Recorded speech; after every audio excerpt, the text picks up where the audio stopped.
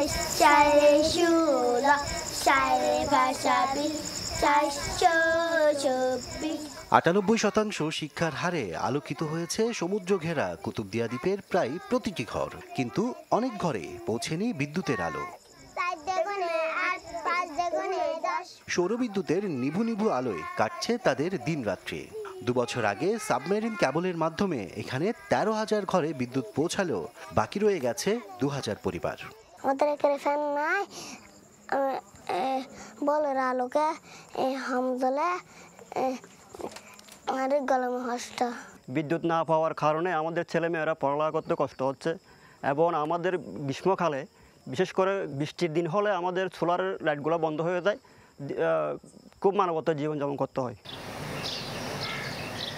এই দ্বীপের বাসাবাড়ি, ব্যবসা প্রতিষ্ঠান সহ দৈনিক বিদ্যুতের চাহিদা 3 মেগাওয়াট। পিডিবি জানায়, দুর্গম এলাকায় বৈদ্যুতিক লাইন সম্প্রসারণে সময় লাগছে, যা শেষ হলে আলো আসবে শতভাগ ঘরে। আবেদন আসতেছে, আমরা বিদ্যুৎ সংযোগ প্রদানের চেষ্টা করতেছি বিদ্যুৎ লাইন নির্মাণ সাপেক্ষে। কিছু গ্রাহক বিদ্যুৎ আইনের আওতায় আসে নাই, কাজ চলমান রয়েছে। কাজ শেষ হয়ে গেলে 3 মেগাওয়াটের উপরে চলে যাবে।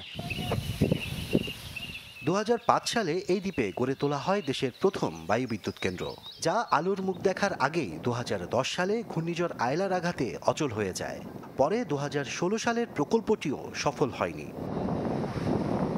প্রায় 40 কোটি টাকা খরচে কুতুবদিয়াবাসীর জন্য চালু করা হয় বায়ুবিদ্যুৎ প্রকল্প। প্রথম দফায় যা কয়েকদিন, আর দ্বিতীয় দফায় কয়েক মাস বিদ্যুৎ সরবরাহ করে অচল হয়ে পড়ে। এরপর থেকে শুধুমাত্র দর্শনীয় স্থানে রূপ নিয়েছে এই দুটি বায়ুবিদ্যুৎ প্রকল্প। আমরা আশা করেছিলাম এটা পরিবেশ বান্ধব একটা বায়ুবিদ্যুৎ চালু হবে, যেটার মাধ্যমে আমরা সুফল ভোগ করব, কিন্তু এই আশা দ্বীপবাসীর পূরণ হয়নি। যেহেতু অব্যবস্থাপনা দেখার কেউ নাই, অনেক ব্যাটারি পাকা, অনেকে লোহা লক্কর খুলে নিয়ে যাচ্ছে, ওই টুকাইরা বিক্রি করে ফেলতেছে।